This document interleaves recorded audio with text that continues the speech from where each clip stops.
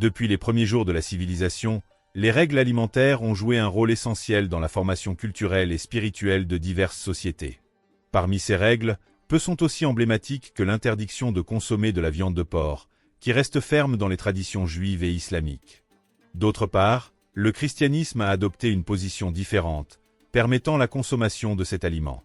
Quelle est l'origine de ces différences? Qu'y a-t-il derrière ces lois alimentaires? Explorons les textes sacrés et le contexte historique pour mieux comprendre cette énigme. Avant de continuer, cliquez sur le bouton s'abonner ci-dessous, activez la cloche pour recevoir les messages les plus percutants de votre semaine, et n'oubliez pas de laisser ce j'aime puissant qui fait toute la différence pour nous permettre d'atteindre plus de personnes. Nous voulons connaître votre avis. Qu'est-ce qui vous a le plus touché dans cette vidéo? Écrivez votre commentaire ci-dessous, car je prends soin de lire chacun d'eux et de répondre personnellement. Allons-y. L'interdiction dans la tradition juive. L'interdiction de manger de la viande de porc est inscrite dans l'Ancien Testament, la principale base de la religion juive. Dans le livre du Lévitique 11, 7-8, il est dit « Et le porc, parce qu'il a des sabots fendus, mais ne rumine pas, sera impur pour vous. Vous ne mangerez pas sa chair et vous ne toucherez pas son cadavre. Il sera impur pour vous. » Cette règle n'est pas seulement une question de préférence alimentaire. Elle reflète un code spirituel et culturel profond. La perception du porc comme un animal impur n'était pas seulement symbolique. D'un point de vue pratique, la viande de porc pouvait facilement transmettre des maladies telles que la trichinose, en particulier dans les climats chauds et sans les méthodes modernes de réfrigération. Pour le peuple d'Israël, qui faisait face à des conditions extrêmes dans le désert, suivre ces règles n'était pas seulement une question d'obéissance religieuse, mais aussi de survie. Dans ce contexte, la préservation de la santé collective était une priorité divine. Par exemple, les maladies parasitaires trouvées dans la viande mal cuite représentaient des menaces importantes pour les populations dans des environnements à faible infrastructure sanitaire. Cette perspective pratique se mêlait à la compréhension spirituelle, selon laquelle prendre soin du corps était une manière d'honorer Dieu.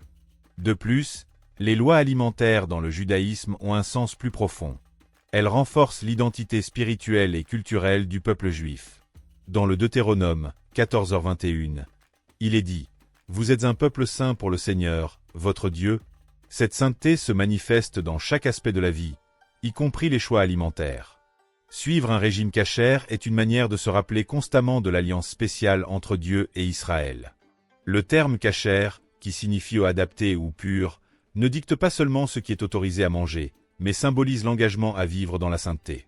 Ces règles alimentaires, bien qu'elles puissent sembler strictes, jouent un rôle central dans la préservation de l'identité juive.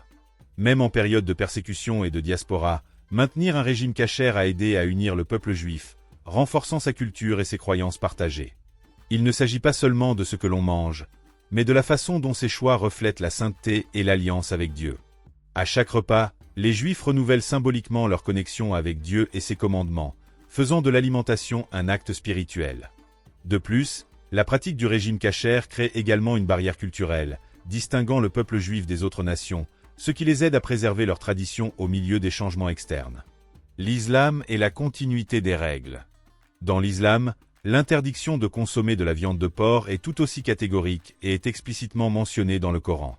Dans des passages comme Al-Baqarah 2, 173, il est dit « Il vous est interdit, pour nourriture, la viande d'animal mort, le sang, la viande de porc et ce qui a été sacrifié au nom de tout autre qu'Allah. » Pour les musulmans, le porc est considéré comme haram, c'est-à-dire impur et interdit. Tout comme dans le judaïsme, l'interdiction islamique a des aspects spirituels et pratiques. En plus des préoccupations sanitaires déjà mentionnées, le rejet du porc est un acte de soumission aux lois d'Allah. Cette discipline est vue comme une manifestation de la foi, renforçant l'identité spirituelle des croyants et leur relation avec le divin. En pratique, suivre les règles halal aide également à maintenir une communauté unie, où tous partagent les mêmes croyances et valeurs. Le concept de halal, qui signifie permis, va au-delà de l'alimentation. C'est une directive qui englobe de nombreux aspects de la vie, encourageant les croyants à vivre dans la pureté et l'obéissance. Éviter le porc, par conséquent, n'est pas seulement une règle alimentaire, mais une preuve constante de dévotion et de discipline spirituelle. Dans de nombreuses communautés musulmanes, partager des repas halal renforce les liens de fraternité, favorisant un sentiment d'appartenance et d'unité. De plus, en adhérant à ces lois, les musulmans réaffirment la centralité d'Allah dans toutes leurs décisions, y compris celles qui semblent banales. D'un point de vue pratique, l'interdiction répondait également à des besoins de santé publique. Dans les régions au climat chaud, comme le Moyen-Orient, la viande de porc était particulièrement sujette à la contamination si elle n'était pas manipulée correctement. Par conséquent, cette interdiction protégeait non seulement les croyants des maladies, mais renforçait également l'idée que la foi et la santé sont intrinsèquement liées. De plus, le porc, étant un animal considéré comme impur en raison de son alimentation et de ses habitudes, était perçu comme incompatible avec les idéaux de pureté et de sainteté valorisés par l'islam. Le tournant dans le christianisme. Avec l'arrivée de Jésus-Christ, de nombreuses lois de l'Ancien Testament ont été réinterprétées, y compris celles concernant l'alimentation. Dans l'Évangile de Marc, 7, 18-19, Jésus déclare « N'êtes-vous pas capable de comprendre que rien de ce qui entre dans l'homme ne peut le rendre impur ?» Ainsi, Jésus déclara tous les aliments purs. Cette déclaration marqua un tournant. La pureté est désormais vue comme une question de cœur et d'intention, et non comme quelque chose conditionné par des règles externes. Cette idée fut renforcée dans le livre des Actes des Apôtres, lorsque Pierre eut une vision dans laquelle Dieu lui ordonna de manger des aliments précédemment considérés comme impurs. Acte 10, 13-15. Cet événement symbolisa non seulement la libération des lois alimentaires, mais aussi l'inclusion de tous les peuples dans l'Évangile.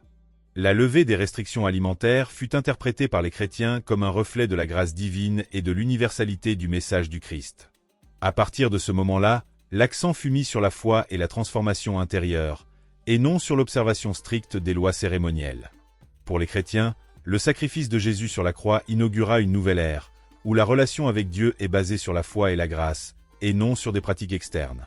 Historiquement, ce changement a permis au christianisme de se répandre plus facilement parmi les peuples gentils, qui n'étaient pas familiers avec les lois juives. L'abolition des restrictions alimentaires symbolisa le message inclusif du christianisme, soulignant que le salut était disponible pour tous, indépendamment de leurs pratiques culturelles ou alimentaires antérieures. Cette universalité fut un facteur crucial pour l'expansion du christianisme dans l'Empire romain et au-delà. Différences et impact culturel. Alors que les Juifs et les musulmans maintiennent l'interdiction comme une partie essentielle de leur identité religieuse, le christianisme adopte une approche plus flexible. Pour les Juifs, suivre un régime kasher est une forme de sanctification. Le mot de kasher signifie apte ou pur, et l'observation de ces lois n'est pas seulement personnelle, mais aussi collective, aidant à préserver l'identité du peuple juif au fil des siècles. Manger kasher n'est pas seulement une pratique religieuse. C'est un rappel constant de la connexion avec les commandements divins et de la mission de vivre dans la sainteté. Dans l'islam, le concept de halal joue un rôle similaire. Éviter les aliments interdits est perçu comme un acte de dévotion qui renforce l'unité de la communauté musulmane. Il est important de souligner que le fait de partager des repas halal renforce les liens de fraternité et crée un sentiment d'appartenance parmi tous les croyants. De plus, ces pratiques reflètent également une préoccupation pour la pureté physique et spirituelle, qui est au cœur de la foi islamique. Manger des aliments halal symbolise non seulement l'obéissance aux lois divines, mais aussi le soin du bien-être individuel et collectif. D'autre part, dans le christianisme, la liberté alimentaire reflète un principe de grâce et d'inclusion. Cependant, cette liberté comporte également une responsabilité.